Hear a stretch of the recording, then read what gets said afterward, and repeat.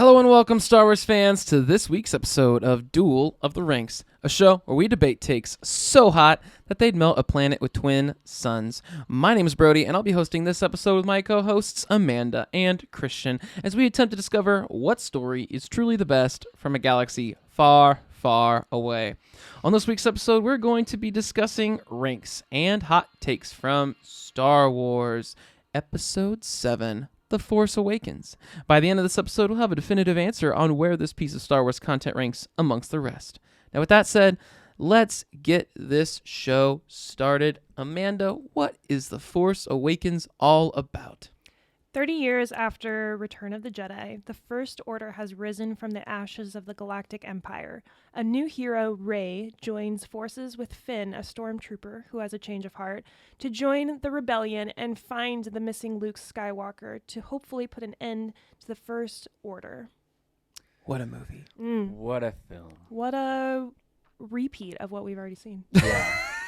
What a That's carbon not copy. wrong. That's not wrong. She's totally right. You know, I saw an interview recently, and I don't know how edited this was, but J.J. Abrams talks about when making this film, how there was such pressure on him as a director, even from Disney. Like, I think Bob Iger said, have fun with this project. It's a $2.4 billion movie or whatever it cost to get the rights.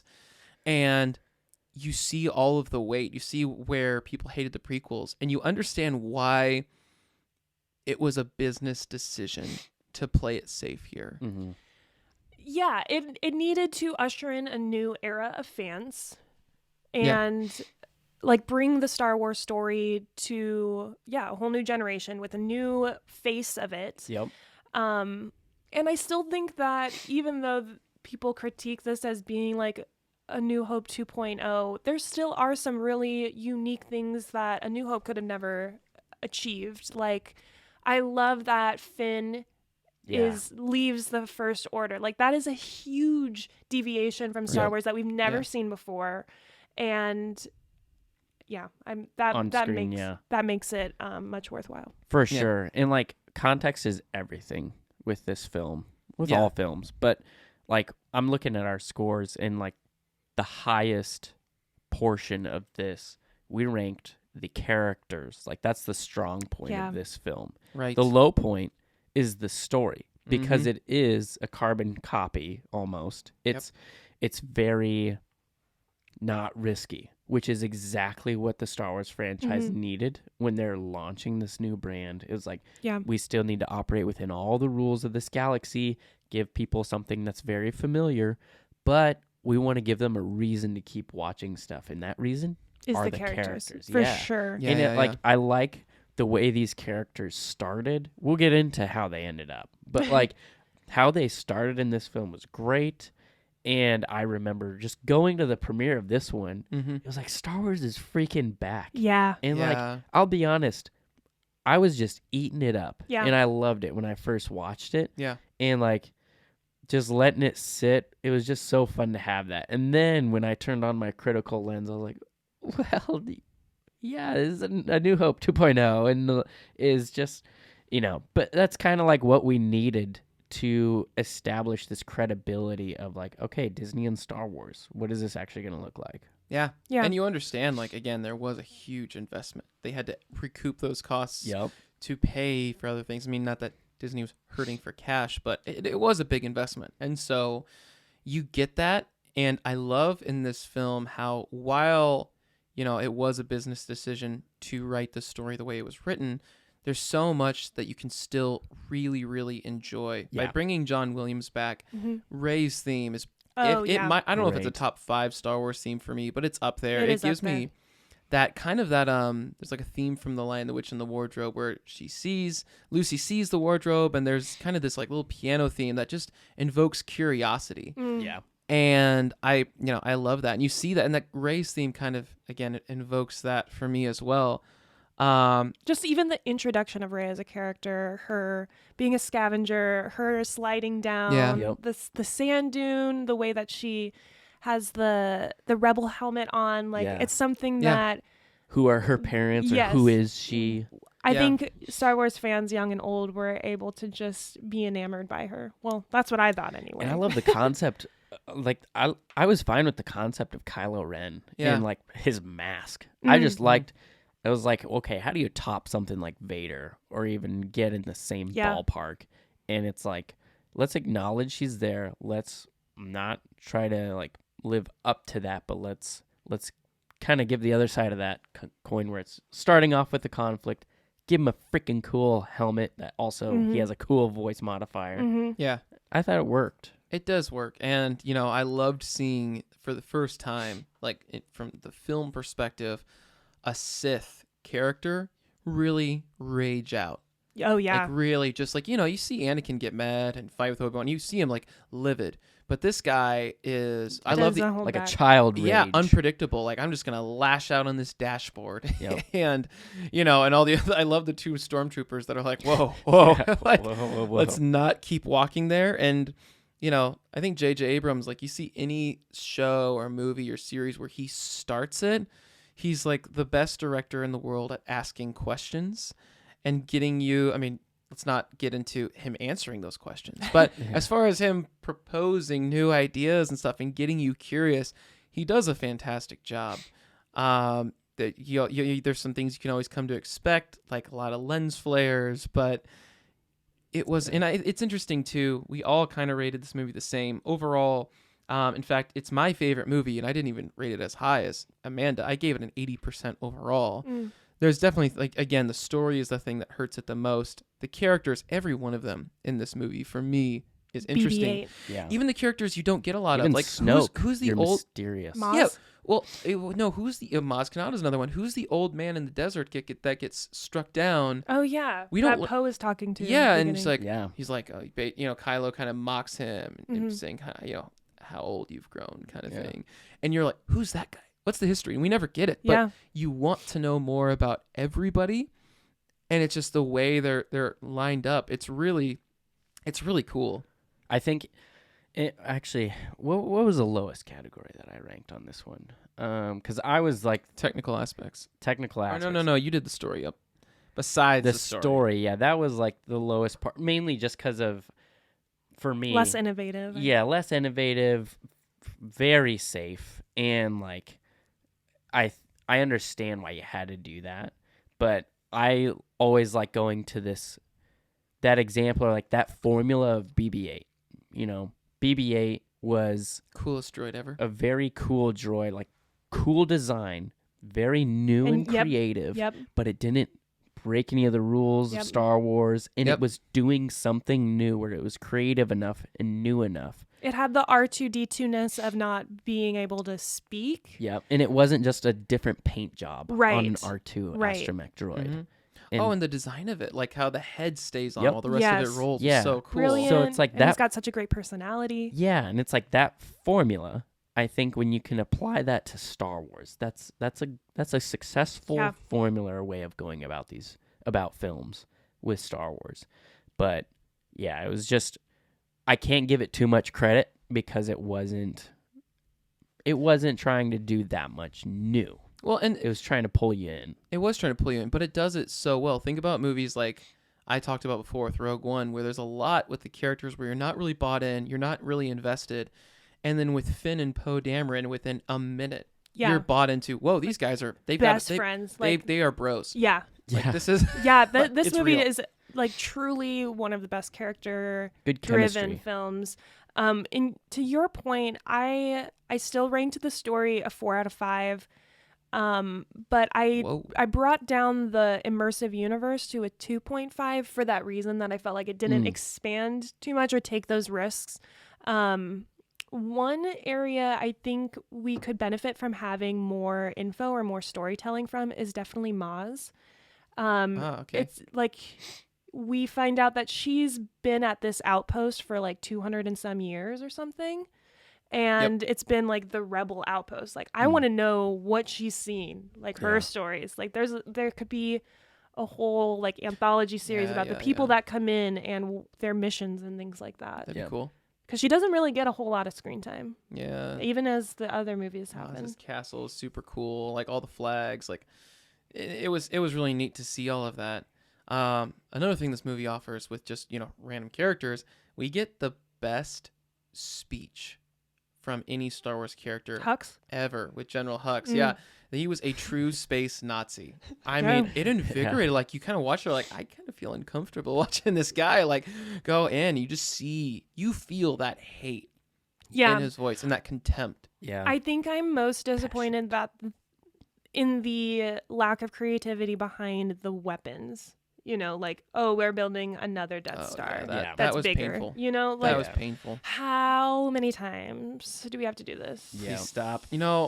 I also think that would have been a better weapon for maybe episode 9, like Palpatine's on this weird planet that, the planet itself is the Death Star. Like, I find that, while still cartoony, more believable. But, like, I mean, sure, things happen. I guess that's fine.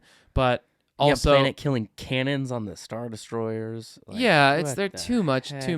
I would have rather seen, for me, like, let's not recreate the Death Star, but show off this huge fleet that overpowers what they would have. Like, there was all this stuff that the Imperial forces had that the Republic didn't even know about, and we're greatly outnumbered, turns out. They've been, like, kidnapping babies this whole time in the Outer Rim. They've got all these forces. Well, now it's not like they're immediately going to overpower the universe, but they're a major threat that could blitzkrieg their way all the way through planet to planet to planet on their way to Coruscant. That would have been a way more interesting threat to me than just saying, there's another big planet. It's okay. Just blow up something in the middle and it all goes away, because that's what the bad guys do. They put it in the middle. Yeah. And all we got to do is get someone to get the shields down and just press the button. You press the button. That's not how the Force works. Yeah, that's a great way to bring Harrison Ford back into this. Having him as, like, reprise his role is just so fun. He picks right back up where he left off. I love his connection with Rey and how they banter in the Millennium Falcon together. And I bypassed the compressor. It is funny, though, to think about, like, from Han at the end of Return of the Jedi to now, like, he's kind of back to his... Like a New Hope, kind of? He kind of reverted back to doing his... Which I love. His it makes sense because, like, business him and Leia aren't together anymore, Like marriage in shambles. He's not the father of his transporting Rand. And it was just kind of like, ugh. But rough you buy times. that. You buy that. Like, there's a lot of folk, and it's not that he became this terrible person, but he is who he is at the end of the day. And so you buy his character arc there. But no, I mean, you think about it too, like, there is that kind of old man, fatherly, grandfatherly figure. Like, he really has a heart for Rey and sees she's a bit lost. And it's not so much that he's like, I need a hand around the Falcon. It's like, she needs a home. Yeah. And I love that, how he extends that to her. I could have done without the weird octopus cyclops things that are, what are those things that are on his planet? Where I'm blanking on with Kanja Club. Like, tell that to Kanja Club. could have done with all those folks in that scene. Yeah, that was like that weird factor of Star Wars. It's like, you got to throw in something weird and funny and alien-like. Yeah, some new type of villain. Yeah, wasn't a huge. It was fan. like the It's Boar fine. Gullet. With Kanja Club. Boar Gullet.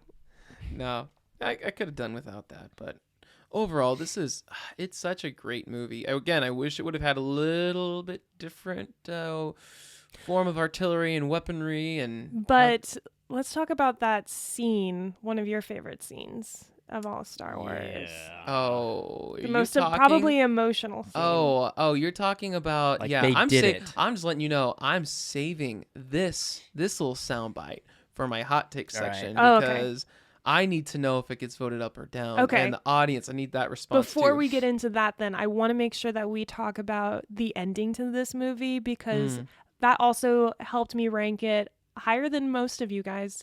Because I love the build up to Rey walking Octo up the mountain with the music and to leave it just right there. Literal cliffhanger. Was so perfect. So good. That was cool. One of the best endings to a Star Wars film, I think. You leave that movie feeling good. Yes. And excited and about where oh my Star God, Wars Luke's is going. back. Yeah. Yeah. You left it. And I remember the you know, there's obviously criticism, but everyone, their biggest point of, if they were going to critique it, was to say, ugh, it's just A New Hope. Look at Disney being so basic. And then those same fans get something extremely different with The Last Jedi, and they're like, ugh, this isn't Star Wars. I know, like, right? Take your pick. Maybe you should just stop watching Star Wars altogether, because clearly you're going to be unhappy with whatever they make. Yeah. And because of you, and yes, I'm calling you out, whoever you are that complained about both those movies. You know who you are. You are the reason we have The Rise of Skywalker, because Disney was like, we got to make our money back. Yeah, it's like, somebody make this. Force Awakens is the love letter. Last Jedi is the hate letter. Rise of Skywalker is the apology letter. It's true. Yeah. We'll get to it, but we'll get to that at another time. And it's very depressing when you realize what the Rise of Skywalker's original script was and where they were going to go with that movie. And also, I love Colin Trevorrow, and I'm really sad he didn't get a crack at a Star Wars movie. But again, that's another time. Right now, we're talking about The Force Awakens and where this whole thing started. So what is our final ranking for it? Well, looking at that, it looks like we settled at a 78.13%. That's pretty good. Boom. That feels fair. Yeah. That feels fair. It's not cream of the crop. It's not terrible. It's really enjoyable, honestly. It's a movie that I still put on like in the background when I just like want some Star Wars comfort. Mm-hmm. If it had been more original, I think this it would is have been original though. Like having Rey be the protagonist and Finn and like all of the characters, I think bring something new to the story that A New Hope doesn't have. It's not like Rey is just like plug and play for Luke. Like she does bring something different. And it's funny that still that those characters, like people ended up being upset because they were a woman or they were black. And it's like, that's annoying too. And then also all the people who really, after the first movie, which also I thought was super annoying, so many people had a problem with her being a Mary Sue out the gate. Luke? She was way more of a Mary Sue than Luke. I'll say that, because Luke, he still, while had less training than other Jedi, he still was trained by especially Yoda for a good while. And you see that progression where she immediately is you see him kind of struggle on Hoth to get the lightsaber up, where she out the gate can get that lightsaber out the snow. But I didn't have a problem with it, because there was still everyone was like, why is she a Mary Sue? This is stupid. Disney's just trying to go ultra feminist with this. And my biggest take was, we don't know who she is. Exactly. We don't know her story until you can hate on her all you want. Now that we know what we know, feel free to hate. Yeah. But while there's questions, just let Disney tell you everything before you interject yourself into the argument and say why she's a terrible character. So sorry, I'm just I go back to the Rise of Skywalker. I will not take any Rey slander on this podcast. I think she is she was a great Star Wars character who was not handled well, based on the fact that it went so many different directions. And I feel bad for Daisy Ridley for all the hate she and John Boyega got. Oscar Isaac's a fantastic actor, and I don't think he's ever going to want to come back to Star Wars until they pull Harrison Ford and give him a big payday. And it's really unfortunate, because they really, you can see the heart they put into these films. They have such great chemistry on screen. Yeah, everyone does. It really worked. Loved seeing Carrie Fisher back. Loved her role. Loved seeing her and Han reunited. That's so emotional. Yeah. And people talk about how it's super fake. Why would she hug Rey and all this stuff? I'm like, you're telling me you don't see someone, you probably know what happened to Han. You see someone just hurting. You're not going to go up and comfort that person. You don't have to be that person's mom to be like, that person needs a hug. Then just don't watch Star Wars. It's not for you. I know. I would just advise, just give someone a hug, Yeah. Just give them a hug. Maybe go to therapy, figure out why you feel that way. Yeah. This is the Lion, the Witch, and the Wardrobe of Star Wars. It peaks with something really interesting It's got easy to love, characters you really care about, an interesting sacrifice at the end. Which we'll get to that. We'll get to that. Actually, why don't we C-3PO has a red arm. Let's not forget that. Oh. I am ready to forget it. Anyway, all right. Well, with all that said, it is time for the next segment of our show. Darth Vader. Don't be too proud of this podcast you've constructed. The ability to rank content is insignificant next to the power of an exceptional hot take.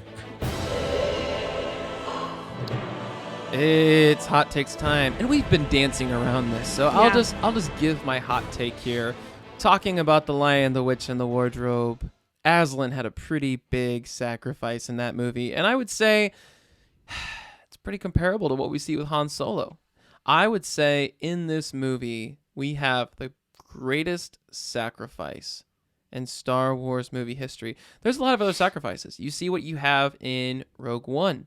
You see with, Iden versus Dad, blanking on his name right now, but even like their characters, you see Obi-Wan's sacrifice in front of Luke.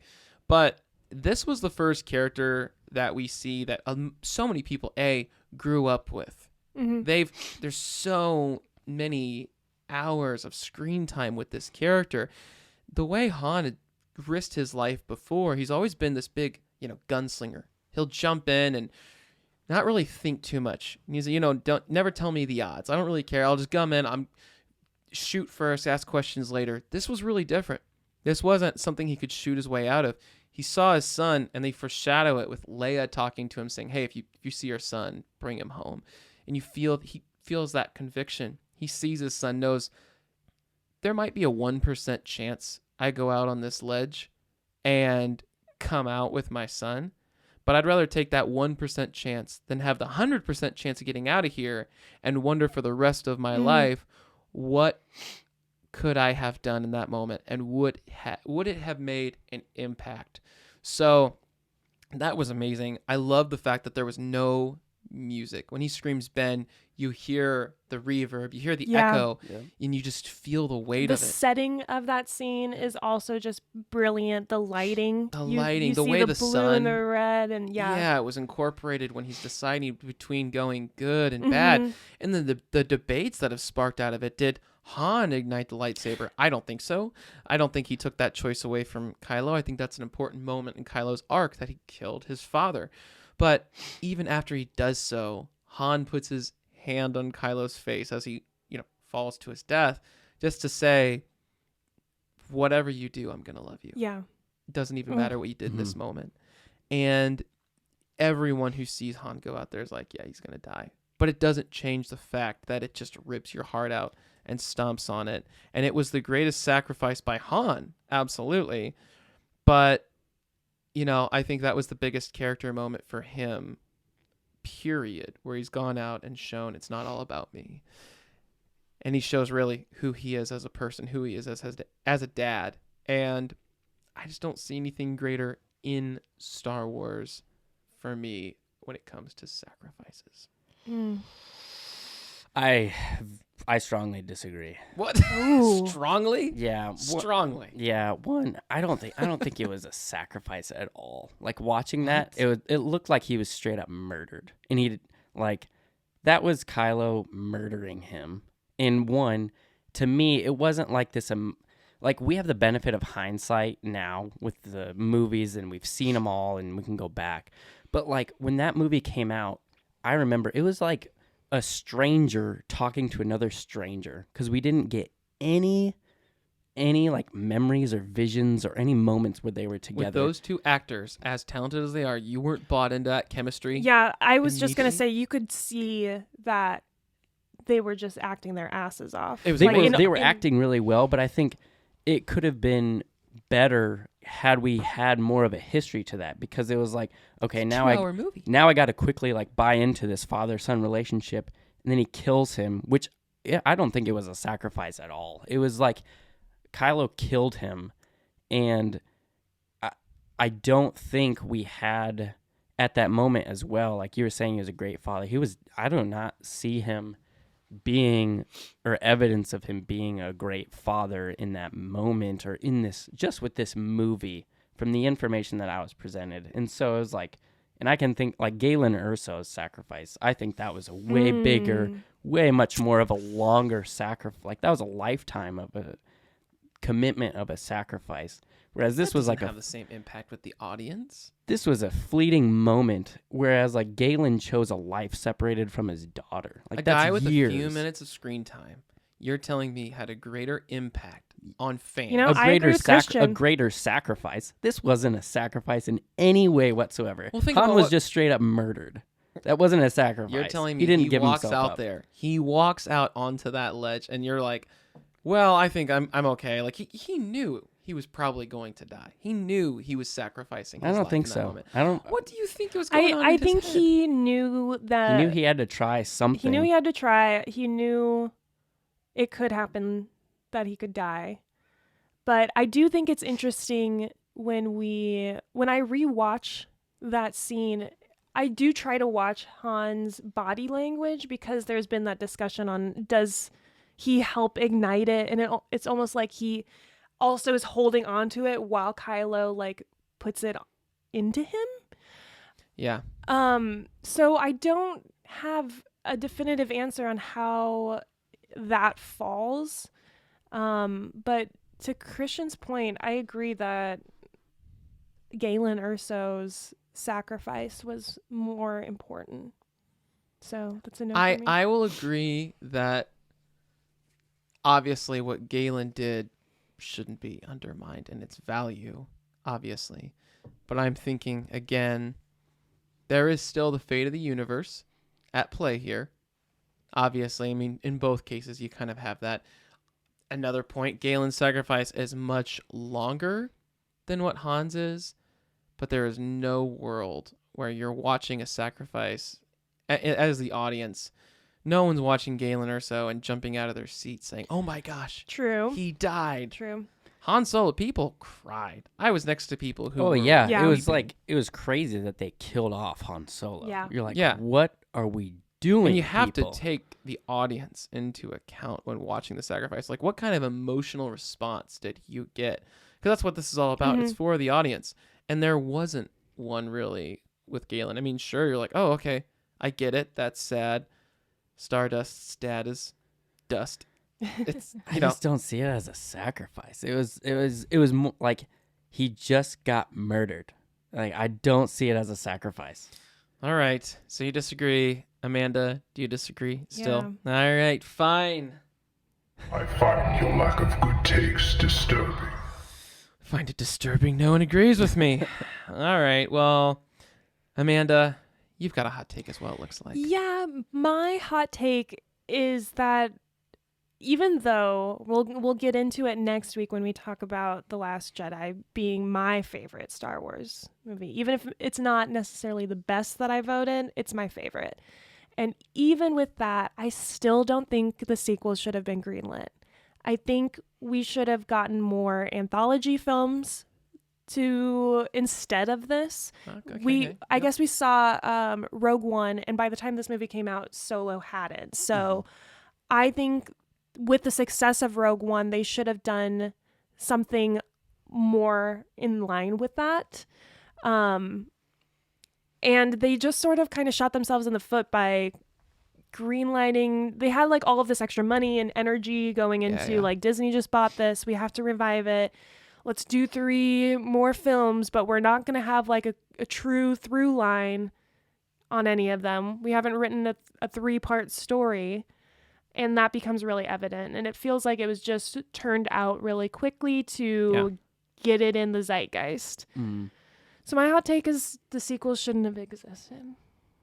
I agree. No. Nice and easy. At least this time period. I mean, yeah, you've already had like we had material what we needed to have. in like this kind of time period before in the expanded universe. The Thrawn trilogy. You expressed your interest in like you wanted a fleet instead of Starkiller Base. Yeah. Which that's the Thrawn trilogy. Yeah.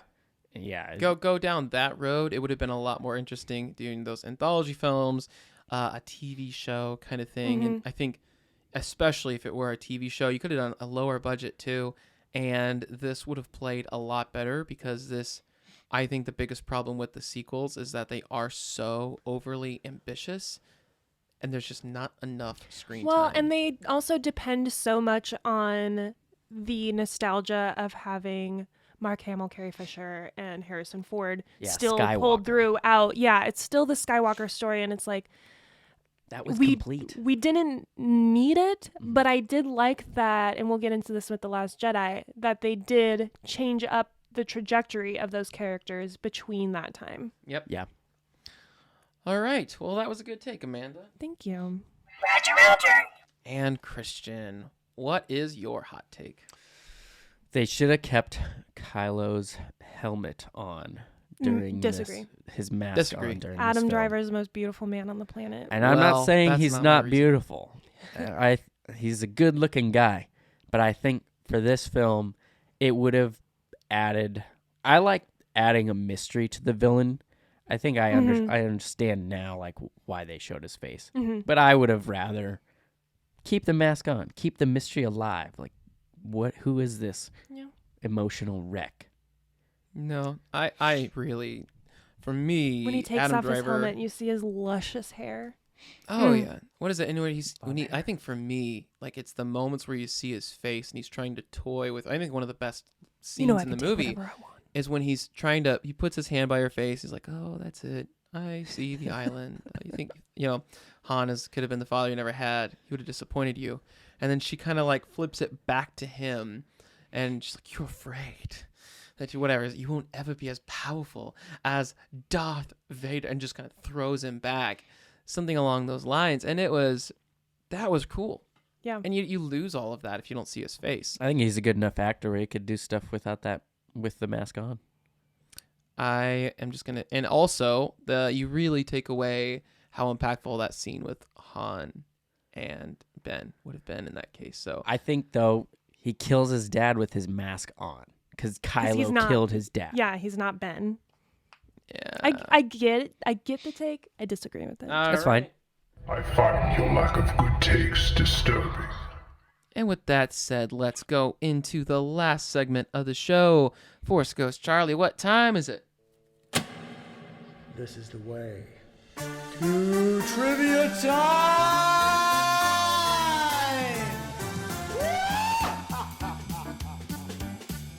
It's trivia time, and it looks like Christian has the question of the week.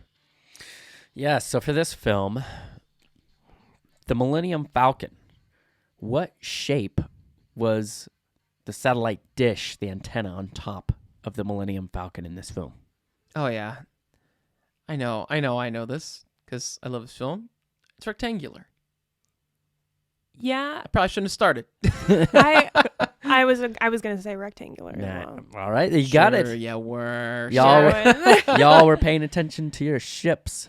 All right, look at that. A couple of points for us. Yeah. Well, glad Christian was not able to participate in this one because he's been on a roll lately. Give us a chance to catch up. Well, this was a lot of fun. Love this film. Around 78%. That's seems fair Pretty good. for it. Excited to see how we rank The Last Jedi. I think outside of The Phantom Menace, maybe one of, if not the most divisive Star Wars films. So I'm ready to bat. I'm interested to see actually where we land with that one. So gonna be a lot of fun. Tune in next week as we talk about that. If you want to catch more Duel of the Ranks content, Amanda, where do they go? Check us out at dueloftheranks.com. We have all of our rankings for the movies and shows, along with blogs. We have a store so you can get cool DOTR merch. And you could submit your own hot takes so we can read them and you can tell us how wrong we are on all of our opinions. And we would love to hear from you. Good stuff. Good stuff. Well, go to duelranks.com. Check us out. Otherwise, we'll see you next week as we break down Star Wars Episode 8, The Last Jedi. See you then.